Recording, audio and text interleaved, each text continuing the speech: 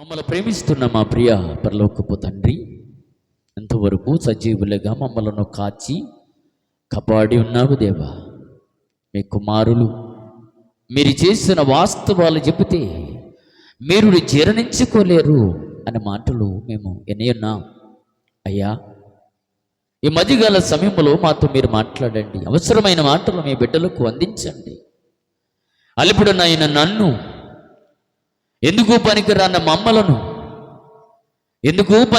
మమ్మలను మీ బిడ్డలుగా స్థలములో నించోడానికి ఒక అవకాశం ఇచ్చారు. మా నోటి మీ మాటలు పెట్టి ఆసమానైన నీ మాటలు వారికి అందించమని అడుగుచూ ఉన్నాం దేవా.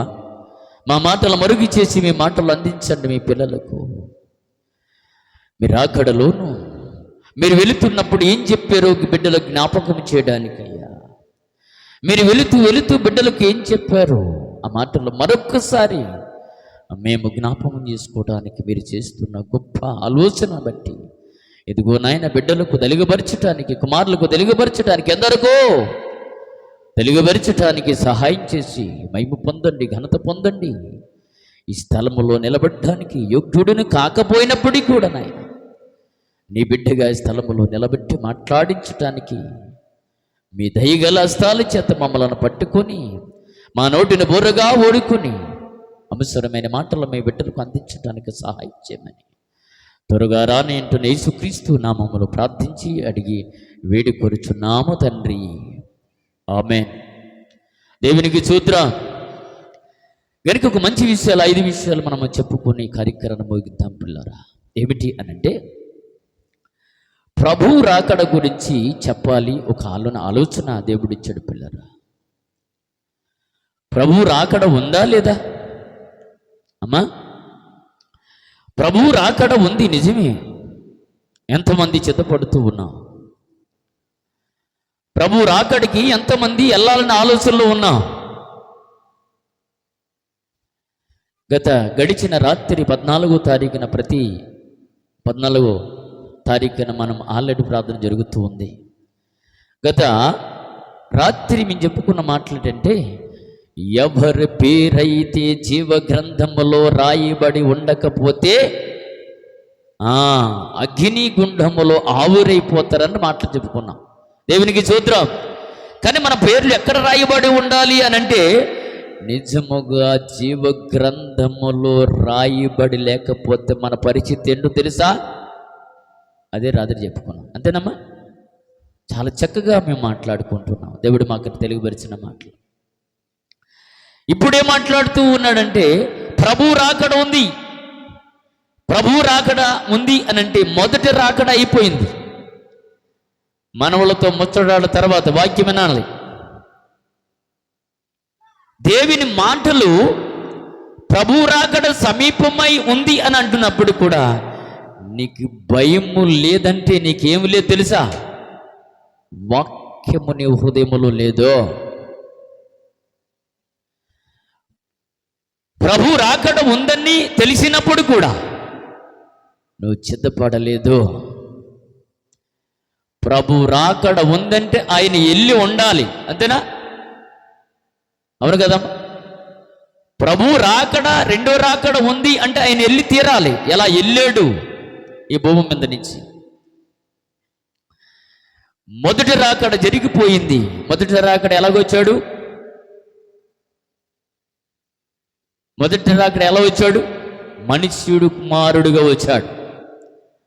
గద్దించేవాడిగా రాలా, సింహం వలె రాలా. దీనాత్మ కలిగి దీనుడుగా తగ్గించుకుంటూ తన తగ్గించుకొని యుద్ధునుగా చేసుకొని లేని వారి గర్భవాసములో నుంచి ప్రభువు వచ్చినట్లుగా రాయబడి ఉంది. వారి నుంచి పరలోకానికి ఎలా వెళ్ళాడో బైబిల్ చెప్తుంది పిల్లలు. పరలోకానికి వెళితేనే రెండో రాకడ జరుగుతుంది, అవునా కదా? ఎలా వెళ్ళాడు, ఏ విధంగా వెళ్ళాడు, వెళుతున్నప్పుడు ఏమేమి కార్యాలు జరిగాయి, ఏమేమి జరిగాయి, ఏమిటి ఆ సూచనలు, ఏమిటి ఇంకా చెప్పవలసినవి అని మనం ఈరోజు మధ్యాహ్న గంటల సమయంలో వినబోతూ ఉన్నాం. దేవునికి స్తోత్రం.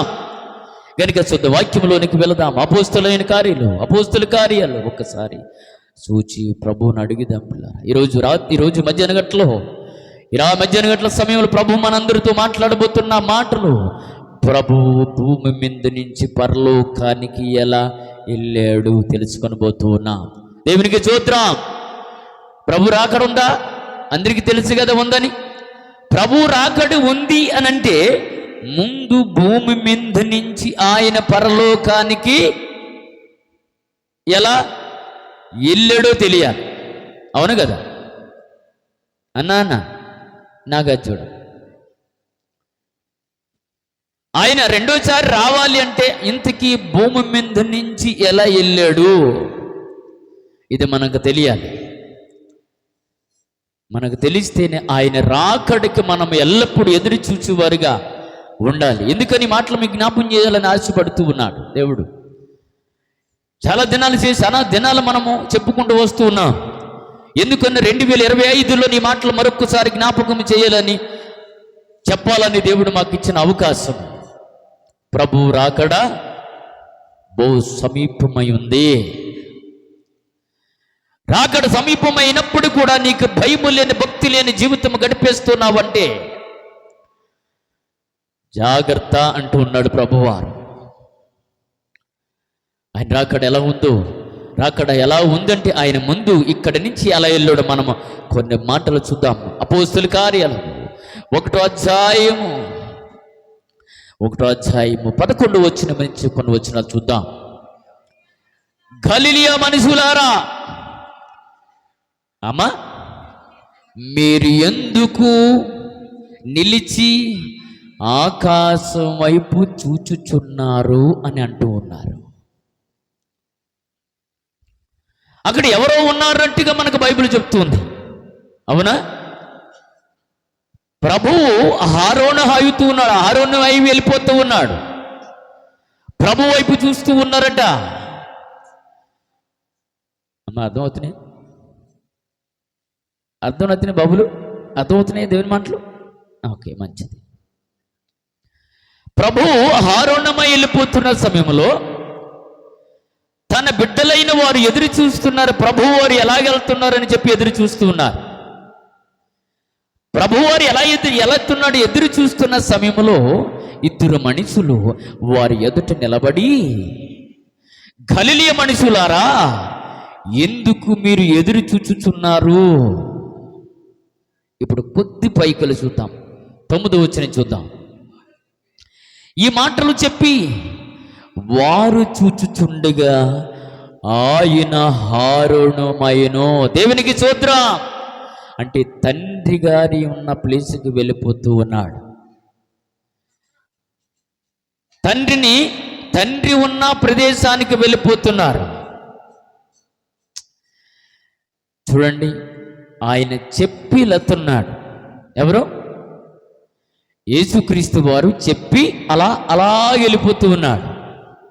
మనం చెప్పి వెళ్తామా, చెప్పకుండా వెళ్తామా? ఎవరమ్మా అంటున్నాడు చెప్పి వెళ్తామని?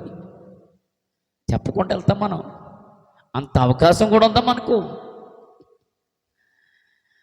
ఒకవేళ ఆస్తున్న తల్లిదండ్రులు అనుకోండి, వీడు రేపు మాపు గుడికి నడిపోతాడు చెప్పి, నాన్నగారు మీరు వెళ్ళిపోతున్న కాలము సమీపమై ఉంది, మీరు ఎక్కడెక్కడ ఏమెట్టారో ఈ కాగితాల మీద మీరు సంతకాలు పెట్టేస్తే బాగుంటుందేమో.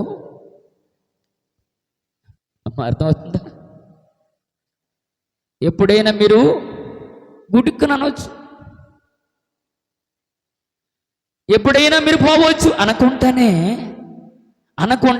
నాన్నగారు ఇంకా ఆస్తి మీరు ఎటు తీసుకుని వెళ్ళలేరు కదా, ఆస్తి ఎప్పుడు కూడా మీరు తిని ఉండలేదు కదా, కాబట్టి దత్తవీధులు తీసుకుని వచ్చాను.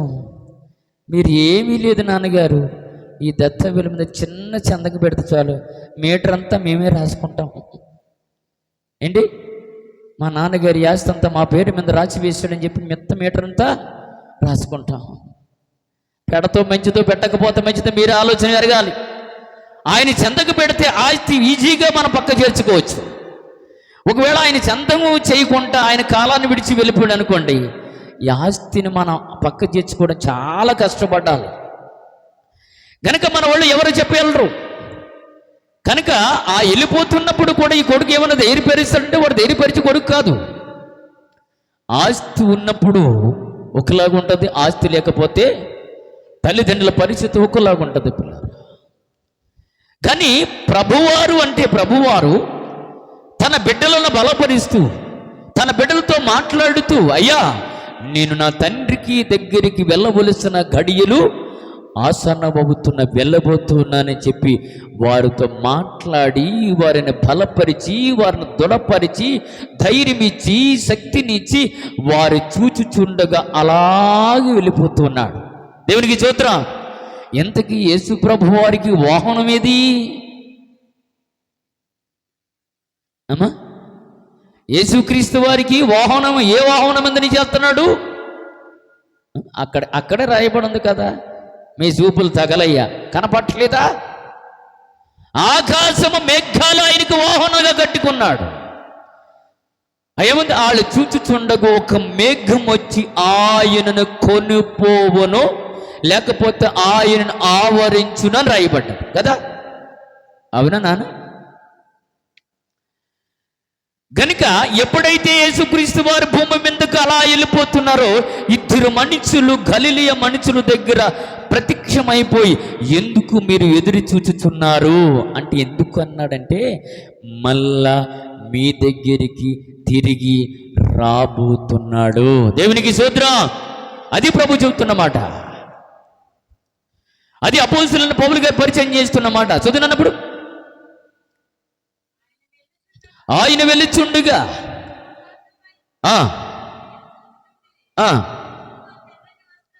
అమ్మ ఎక్కడ 9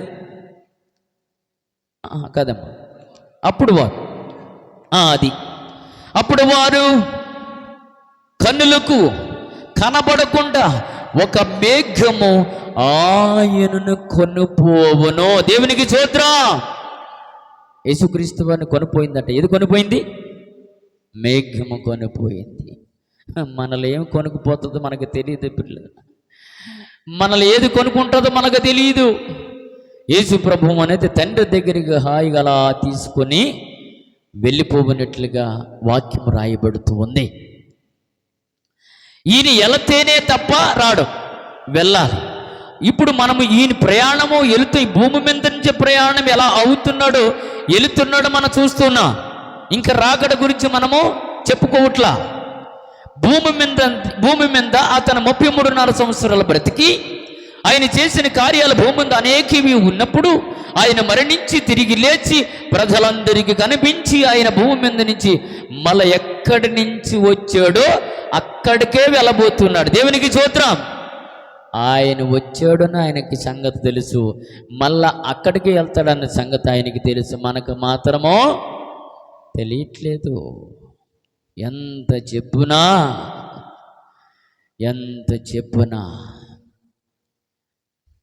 అర్థం కావట్లేదు పిల్లరా.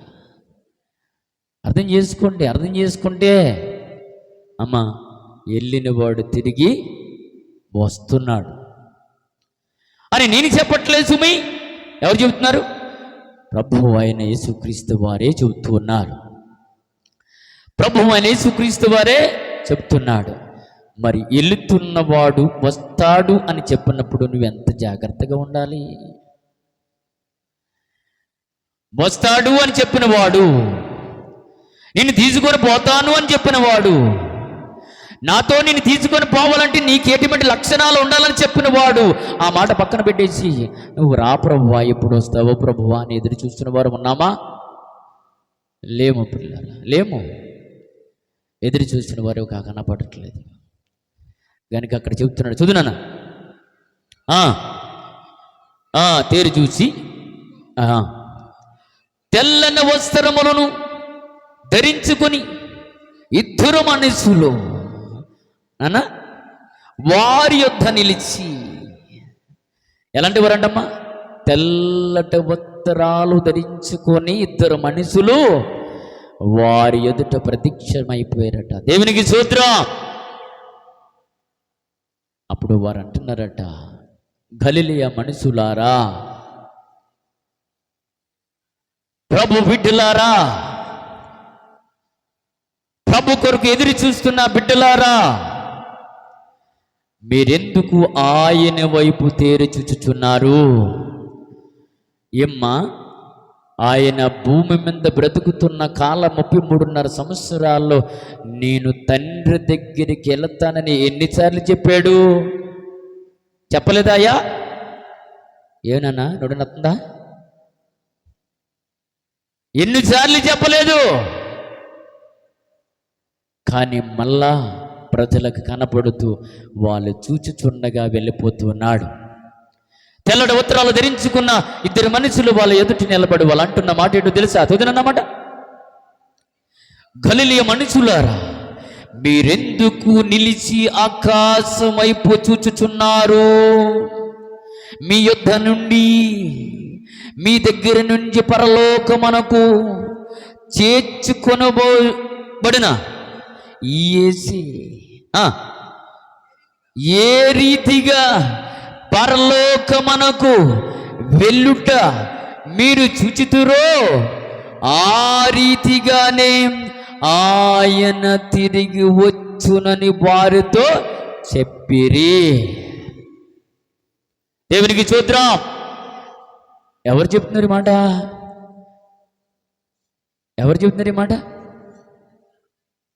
తెల్లటి వస్త్రములు ధరించుకున్న 2 మనుషులు చెబుతున్నమాట. మీరు ఎందుకు అటుగా ఎదురు చూస్తున్నారు? యేసు మీ ఎదుట నుంచి ఎలా పైకి వెళుతున్నాడు, మళ్ళా తిరిగి రాబోతూ ఉన్నాడు. దేవునికి స్తోత్రం. రాబోతున్నాడు అంటారా? వస్తున్నాడా? రాడా?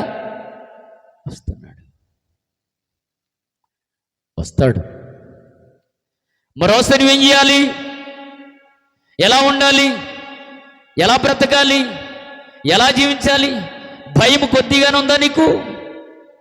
మనిషికి ఎవడండి భయపడేది? మనిషికి ఎవడు భయపడవలసిన అవసరం లేదు. భూమి మీద సజీవుడు కలిగిన ఆ మహానీయుడి కొరకు మనం ఎదురు చూడవలసిన అవసరత ఉంది, భయపడవలసిన అవసరత ఉంది. అందుకంటాడు జీవము గల దేవుని చేతుల్లో పడుట భయంకరమని చెప్పి అపోస్తలుడైన పౌలు గారు హెబ్రీయుల పత్రికలో రాయబడి ఉంది మాట. దేవుని చేతుల్లో పడుట భయంకరము. అంత భయంకరం అంటారా? అవును, భయంకరమే. మీరు అన్ని చాలా ఈజీగా తీసుకుంటారు, నాకు తెలుసు. తీసుకోండి. కొరడా జాడించేవాడు రాబోతూ ఉన్నాడు. కొదవ సింహాయి గద్దించే సింహం వాళ్ళు రాబోతున్నాడు. ఆయన దగ్గర తల దించుకోకూడదండి, తల ఎత్తుకున్న వారిగా ఉండాలి. దేవునికి స్తోత్రం. తల దించుకున్న వాడి దగ్గర ఉండకూడదు, తల ఎత్తుకున్న వాడి దగ్గర ప్రభు వారి దగ్గర మనం ఉండాలి. కనుక అక్కడ బలపరుస్తూ ఉన్నారు. అయ్యా దేవుని బిడ్డలారా, మీరు అవధైర్యపరమైన అవసరం లేదు, ధైర్యంగా ఉండండి. మీ ఎదుటి నుంచి ప్రభు మళ్ళా పరలోకానికి వెళ్ళి తిరిగి రాబోతున్నాడు. దేవునికి స్తోత్రం. ఇప్పుడు మనం నేర్చుకున్న పాఠం పేరేంటి?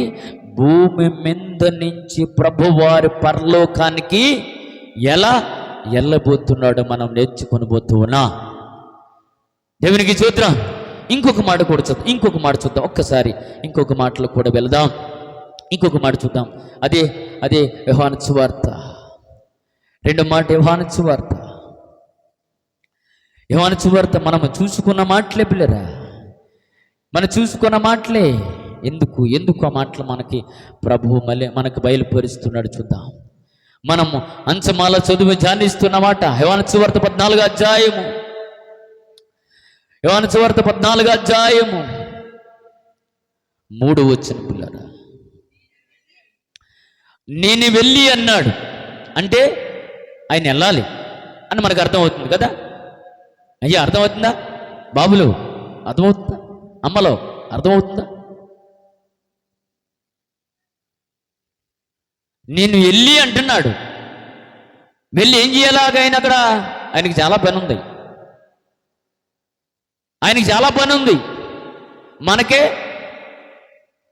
మనకి ఏ పని ఉందా? మనకు అన్ని ఏ పనులు ఉంటాయి? సొంత పనిలో. మరి ఆయనకేం పని చెప్పండి? దేవుని పని మీద ఉన్నాడు. కనుక ఆయన చెబుతున్న మాట ఏంటో తెలుసా? నేను వెళ్ళి మీకు స్థలము సిద్ధపరిచిన యెడల, అంటే ఆయన వెళ్తే గాని మనకు స్థలాలు ఉండవు అని మనకు అర్థమవుతుంది కదా. అంటే మనల్ని తీసుకొని వెళ్తాడని అర్థమవుతుంది కదా. అయితే ఆయన వెళ్ళాలి. ఏట్రా బాబు, ఆయన వెళ్ళాలి. ఆయన వెళ్తేనే నీకు నాకు ఆయనున్న స్థలములో మనము కూడా ఉండిలాగన. అందుకంటున్నాడు, నేను వెళ్ళి నేనుండు స్థలములో మీరు ఉండిలాగన మరలా వస్తాడట. ఏమండి, వెళ్ళిన వాడు వెళ్ళిపోవచ్చు కదా, మళ్ళీ వస్తానని చెప్పడం ఎందుకు? వస్తాను అని చెప్పాడు. అందుకే ఈ ప్రార్థనలు, ఈ ఆవేదనలతో ప్రభు గురించి చెప్పడము, ఈ సంఘము మనం అనుదినము కూడుకొని ఆయన రాజ్యానికి చిత్తపడి ఉండటము. మీరు చిత్తపడ్డారా? మనం వెళ్తామా? మనం వెళ్తామంటారా? వెళ్తామా? వెళ్తాం. వెళ్ళాలి. వెళ్ళకపోతే ఇంత ప్రయాసతో పడిందల్లా అర్థమైపోద్ది పిల్లలు. ఇంత ప్రయాసం అంతా అర్థమైపోతుంది. మనం వెళ్ళని వారమై ఉన్నాం. మనం ఇక్కడ వారము కాదు, అక్కడ వారము. అంటే యేసుక్రీస్తు వారు ఎలా వచ్చాడో మనము కూడా అలా వచ్చాము. యేసుక్రీస్తు వారు ఎలా వెళ్తున్నాడో మనల్ని కూడా అలా తీసుకొని వెళ్ళబోతూ ఉన్నాడు. అందుకే అంటున్నాడు, నేను వెళ్ళాలి, నేను వెళ్ళాలి అని అంటున్నాడు. వెళ్ళవలసిన అవసరం ఉంది. అందుకే నేను వెళ్తానయ్యా అని చెప్తున్నాడు. ఇంకొక మాట కూడా చూద్దాం. త్వరగా చూద్దాం పిల్లరా. ఇంకొక మాట కూడా చూద్దాం. అపోస్తలులైన పౌలు గారు 1 దశలోనికి రాసిన పత్రికలో ఒక చక్కటి విషయాలు దేవుడు మనకు ఈ మధ్యాహ్న గంటల సమయంలో దేవుడు చక్కటి విషయాలు తెలియబరుస్తున్నాడు. 1 దశలోని పత్రిక 4వ అధ్యాయము 13-18 వరకు ఒక్కసారి మనం చూద్దాం. సహోదరులారా, అమ్మా అర్థమవుతుందా? అయ్యా అర్థం చేసుకోండి. సహోదరులారా, నిరీక్షణ లేని ఇతరుల వలె మీరు దుఃఖపడకుండా నిమిత్తమును నిద్రించుచున్న వారు గూర్చి మాకిష్టము లేదు. యేసు మృతి పొంది తిరిగి లేచినని మనము నమ్మిన ఎడల అదే ప్రకారము యేసునందు, అమ్మా వింటున్నారా? యేసునందు నిద్రించుచున్నవారు దేవుడు ఆయనతో కూడా వచ్చును. దేవునికి స్తోత్రం. ఎంట పెట్టుకొని రావాలంటే మొదట ఏం జరగాలి? అమ్మా, ఆయన మనల్ని ఎంట పెట్టుకొని రావాలంటే మొదట ఏం జరగాలి? ఆయన ఎల్లవలసిన వాడై ఉండాలి. ఎల్లవలసిన వాడే ఉండాలంటే మొదటిగా పునరుద్ధానము జరిగి ఉండాలి. ఖచ్చితంగా పునరుద్ధానము జరిగిందా, జరగలేదా? అమ్మా జరిగింది. ఇంకేం చెబుతున్నాడు చదువు. మేము ప్రభు మాటను బట్టి మీతో చెప్పినదేమనగా, ప్రభువు రాకడ వరకు సజీవులుగా నిలిచి ఉండ మనము నిద్రించిన వారి కంటే ముందుగా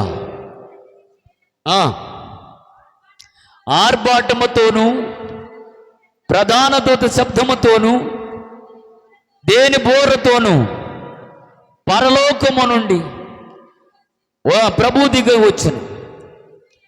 క్రీస్తు యేసునందుండు మృతులైన వారు మొదట లెగుదురు, ఆ మీదట సజీవులమై నిలిచి ఉన్న మనము వారితో కూడా ఏకముగా ప్రభువుని ఎదుర్కొనుటకు ఆకాశమునకు మేఘముల మీద కొనుపోబడదము.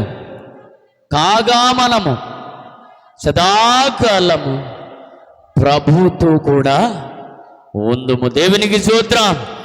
మనం ఆయన దగ్గరికి వెళ్ళాలంటే మొదట ఆయన వెళితేనే మనం ఆయన రాకడలో మనం వెళ్ళటం కుదరదు పిల్లలు.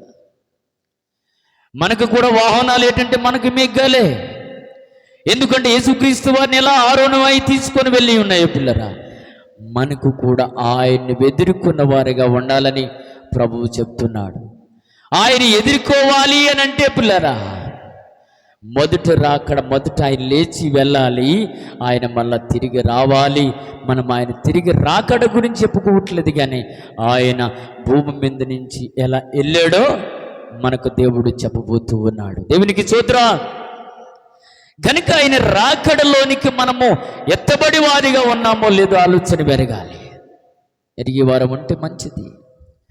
మనము ఆయన సన్నిధిలో ఈరోజు మనము సజీవులుగా ఉండటానికి దేవుడు కృపనిచ్చాడు. దేవునికి స్తోత్రం. దేవుని ఆశీస్సులు, దేవుని యొక్క దీవెన మనం పొందుకోవడానికి దేవుడిచ్చిన కృప ఏంటో తెలుసా? యేసుక్రీస్తు వారు ఎక్కడున్నాడమ్మా? ఇప్పుడు ఎక్కడున్నాడు? పరలోకములో ఉన్నాడు. అంతే, మొదట ఆయన వెళ్ళిపోయాడు తండ్రి దగ్గరికి, వెళ్ళిపోయాడు. మళ్ళా ఇప్పుడు ఏమై ఉన్నాడంటే తిరిగి రాబోతూ ఉన్నాడు. దేవునికి స్తోత్రం. ఆయన తిరిగి రానై ఉన్నాడు. ఆయన అక్కడ ఉన్నాడు, తండ్రి దగ్గర ఉన్నాడు. మరి ఈరోజు నువ్వు ఎదురు చూస్తున్నావా? ఎదురు చూడగలిగిన వారిగా మనం ఉన్నామా లేదా అని మనం ఆలోచన ఎరిగి వారిగా ఉండాలని ప్రభువు చెల్లించున్నాడు. ఇంకొక మాట కూడా మనం చూద్దాం. చూడండి పిల్లలు, అదే ఇంకొక మాట చూద్దాం. దేవుడు మనకిచ్చిన ఆశీస్సులను బట్టి, దేవుడు మనకిచ్చిన గొప్ప దీవెనను బట్టి మనం చూద్దాం. ఎబ్రీ గ్రంథకర్త ఎబ్రీలు రాసిన పత్రిక క్షమించండి, ఇంకొక మాట. ప్రకటన గ్రంథం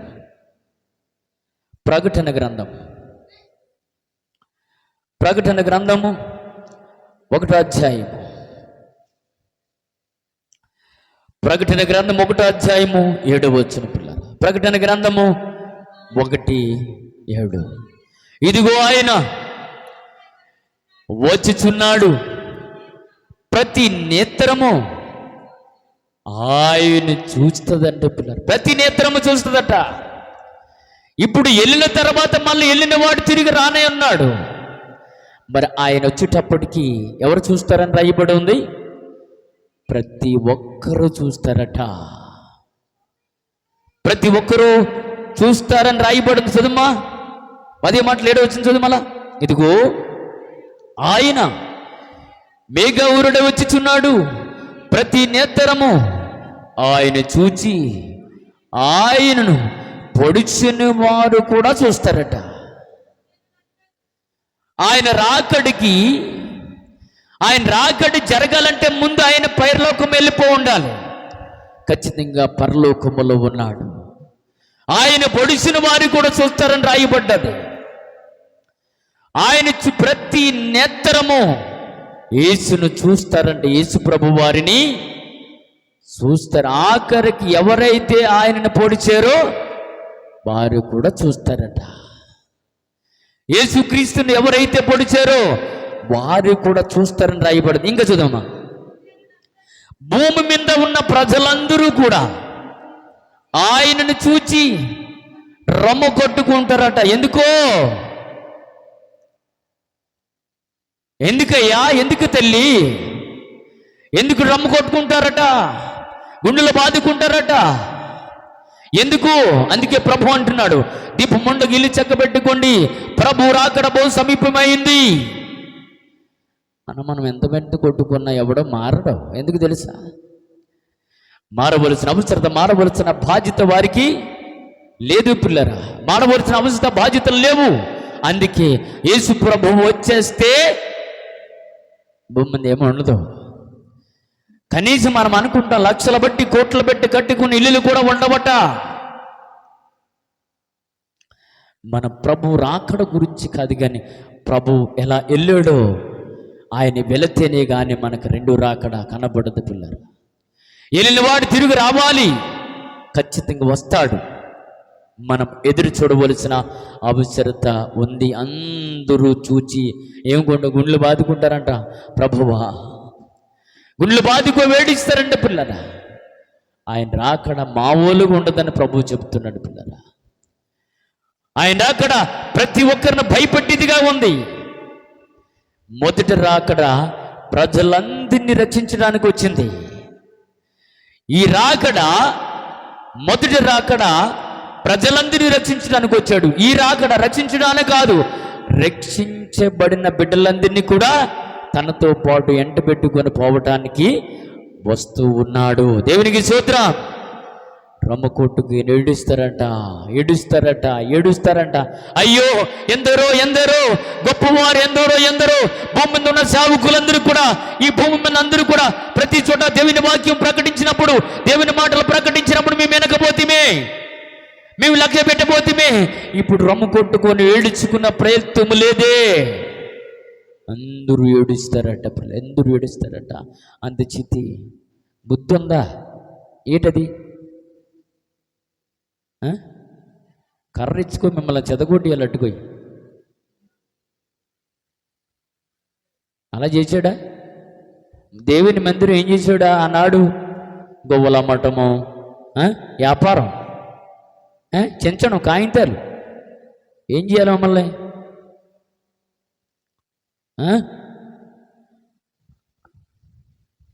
ఇదిగో చిరి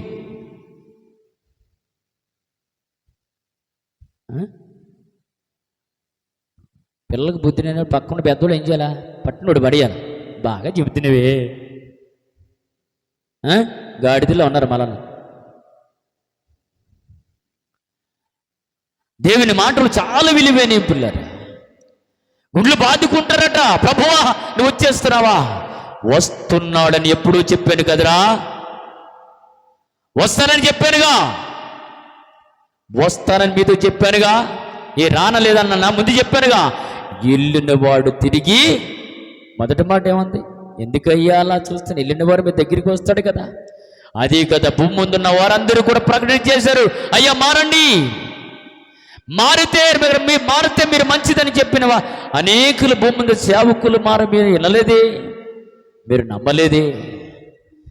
మీరు ఇప్పుడు బాదుకుంటారా? బాదుకున్న ఫలితం ఏముండదు? ఏమీ లేదు పిల్లరా, ఏమీ లేదు. ప్రభు రాకడికి ఆయన తిరిగి రాబోతూ ఉన్నాడు. మనము కూడా అలా బాదుకుంటాయేమో, ఆ కోణంలో ఎవరైనా ఉన్నాయేమో కనుక గమనించండి. చివరి మాట చెప్పుకొని ముగుద్దాం. చివరి మాట చెప్పు మనం ముగుద్దాం. ఏప్రిల్ రాసిన పత్రిక 9వ అధ్యాయము చక్కటి విషయాలు ఈ మధ్యాహ్నం గట్ల ప్రభు మనకు తెలియపరుస్తూ ఉన్నాడు. ప్రభు మనకు తెలియపరిచిన మాట ఏంటి ఒక్కసారి మనం చూద్దాం. 9వ అధ్యాయము 9:28 వచ్చిన పిల్లలు చక్కటి విషయాలు దేవుడు మనకు తెలియపరుస్తున్నాడు. అమ్మా, అలాగుననే క్రీస్తు కూడా అనేకుల పాపములు. పౌలు గారు మనకు పరిచయం చేస్తున్న మాట ఏంటో తెలుసమ్మా? క్రీస్తు కూడా అనేక పాపములు భరాయిస్తున్నాడట. పాపములు మనం భరాయించాలి. మనం చేసిన పాపములు ఆయన భరాయించడం ఏమిటమ్మా? చూదలి, అలాగూనే క్రీస్తు కూడా అనేక పాపములను భరించుటకు ఒక్కసారి అర్పింపబడి తన కొరకు కనిపెట్టుకొని ఉన్న వారిని రక్షణ నిమిత్తము పాపము లేకుండా రెండోసారి రాబోతూ ఉన్నాడు. దేవుని స్తోత్రం. రెండోసారి వస్తున్నాడమ్మా. ఎదురు చూద్దాం, అందరూ కూడా ఎదురు చూద్దాం. వెళ్ళడానికి ఎదురు చూడాలి సుమి. అందుకే మనం వింటున్న వాళ్ళందరూ కూడా ఏమై ఉండాలి? రక్షించబడి ఉండాలి. మన ఇంటి వారందరూ కూడా. అందుకంటాడు యెహోషువ, నేను నా ఇంటి వారు ప్రభువుని నమ్ముకొని ఉన్నా, నేను నా ఇంటి వారు యెహోవాని సేవించుదును. మరి నీ ఇంటి వారు, నా ఇంటి వారు అందరూ ప్రభు ఎరిగి ఉన్నామా? రక్షించబడి ఉన్నామా? ప్రభు ఏం చెబుతున్నాడు అంటే, రక్షించబడితేనే ఆయన రాజ్యానికి వెళతామని బైబిల్ మనకు చెబుతున్న మాట పిల్లరా. రెండోసారి మనకు తిరిగి రాబోతున్నాడు. ఆయన వస్తున్నాడు కాబట్టి మనం ఎదురు చూడవలసిన అవసరత ఉంది అని బైబిల్ చెప్తుంది. దేవునికి స్తోత్రం. చిత్తపడ్డావా? ఆయన వెళ్ళిపోయాడు, తిరిగి రానై ఉన్నాడు. ఆయన వెళ్ళిపోతూ ఉన్నాడు, వెళ్ళిపోయాడు, వెళ్ళిపోతున్నాడు. ఎందుకు ఇద్దరు మనుషులు వచ్చి, అయ్యా ఎందుకు అలా ఎదురు చూస్తున్నారు? మీ ఎదుటి నుంచి యేసు ఎలాగెళ్తుండ మళ్ళా తిరిగి రాబోతున్నాడు. తిరిగి రాబోతున్నాడు. నువ్వేం చెయ్యాలా? ఏం చేయాలమ్మా? నిజంగా చిత్తపడ్డారా? చిత్తపడితే ఆయన రాజ్యములో ఉంటారు. ఎప్పుడు ఉంటాం? యుగ యుగాలు ఆయనతో మనము ఉంటాము. యుగ యుగాలు ఆయనతో మనం ఉంటాము. యుగ యుగాలు ఆయన రాజ్యములో మనం ఉండాలి అని అంటే పిల్లరా, ఆయన తిరిగి రాబోతున్నాడు. వెళ్ళి ఆయన దగ్గర, తండ్రి దగ్గర కూర్చున్నాడు. తిరిగి రాబోతున్నాడు. ఆయన తిరిగి వచ్చేటప్పటికి మనం అందరూ కూడా సిద్ధపడి ఉండాలని, ఈ మాటల ద్వారా మీరు కదిలించబడాలని మనం ఈరోజు అదే ఆయన ఎలా వెళ్ళడో నేర్చుకొని పోతున్నా. ప్రభు చిత్తమైతే ఆయన తిరిగి ఎలా రాబోతున్నాడో, ప్రభు చిత్తమైతే దేవుడు అవకాశమైతే, మరి అప్పటి వరకు నీకు నాకు అవకాశమైతే ఆ మాటలు దేవుడు మనతో పంచుకుంటూ ఆ మాటలు మనకు నేర్పించాలని ఆ ప్రభు ఎదురు చూస్తున్నాడు. అప్పటి వరకు ఈ మాటలు ఆయన ఇనికడిలో దీవెన ఆశీర్వాదాలు కలిగి దీవించునుగాక. తలలో వచ్చినట్లయితే ప్రార్థన చేసుకుందాం. మమ్మల్ని ప్రేమిస్తున్న మా ప్రియ పరలోకపు తండ్రి, ఎంతవరకు నాయన సజీవులుగా మే పిల్లలను నాయన కాపాడి ఉన్నారు. నిజమే నాయన, ప్రజలందరూ చూచుచుండగా మీరు ఆహారణమయ్యే వెళ్ళిపోతున్నారు. ఇదిగో నాయన, రక్షించబడిన వారి నిమిత్తం అలా తిరిగి రాబోతున్నారు. అయ్యా నిజమే, మేమందరం ఎదురు చూస్తున్నాం. మీ పిల్లలుగా ఉన్న మమ్మలను అయ్యా చిత్తపడి మీ రాజ్యములోనికి నాయన తీసుకొని వెళ్ళబోతున్నవారా ప్రభువా. నిజమే నాయన, మీ పిల్లలు మేము అందరూ కూడా ఎదురు చూస్తూ ఉన్నాం. నిజమే ప్రభువా, నువ్వు ఎలా వెళ్ళేవో మళ్ళా అలా రాబోతున్నారు. మీరు ఎలా రాబోతున్నారు అవి కూడా మాతో పెంచండి నాయన, మాకు తెలియపరచండి నాయన. మేము ఇక్కడి నుంచి సిద్ధపడతాం ప్రభువా అనుకున్న వారు మీ పిల్లలు ఎవరైనా ఉంటే నాయన ఇప్పుడు బలపరచండి. ఇది మీకు అనుకూలమైన సమయము. ఒకవేళ ఇంకా రక్షణ పొందుకుంటా, మారు మనిషి పొందుకుంటా ఇదిగో రోజులు దాటి వేసి వెళ్ళిపోతూ ఉంటే దుష్టుడు వారిని తీసుకొని వెళ్ళిపోతూ ఉంటాడు. ఇప్పుడు నీకు బాప్తీసం ఎందుకు, ఇప్పుడు నీకు మారు మనిషి ఎందుకు, ఇంకా చాలా కాలం బ్రతుకుతావు అని వారిని భ్రమలోనికి తీసుకొని వెళ్ళిపోతుండే ప్రభువా. ఇది మీకు అనుకూలమైన సమయం. నేడే రక్షణ దినమని మీరు చలిపించుచున్నారు అయ్యా. రక్షించబడితే మీ రాజ్యంలోనికి వస్తాము. రక్షించబడితేనే ఇదిగో క్రీస్తు రక్తము చేత ఎవరైతే కడగబడతామో వారే మీ రాజ్యానికి వెళ్ళిపోతారని మీరు స్వయంగా చెబుతున్నారయ్యా. ఈ రోజు నా మాటలు బిడ్డల హృదయములు ముద్రింపజేసి నాటింపజేసి మీ కొరకు ఎదురు చూసి భాగ్యమును మా అందరికీ దయచేసి, మీరు అక్కడ ఆలస్యమైతే మరొకసారి మేము అందరూ కలిసి మీ రాకడ గురించి మేము నేర్చుకోవడానికి సహాయం చేసి మహిమ ఘనత ప్రభావములు పొందుకోమని క్రీస్తు పేరిట ప్రార్థించి అడిగి వేడుకొనుచున్నాము తండ్రి. ఆమేన్. అందరికీ వందనాలు.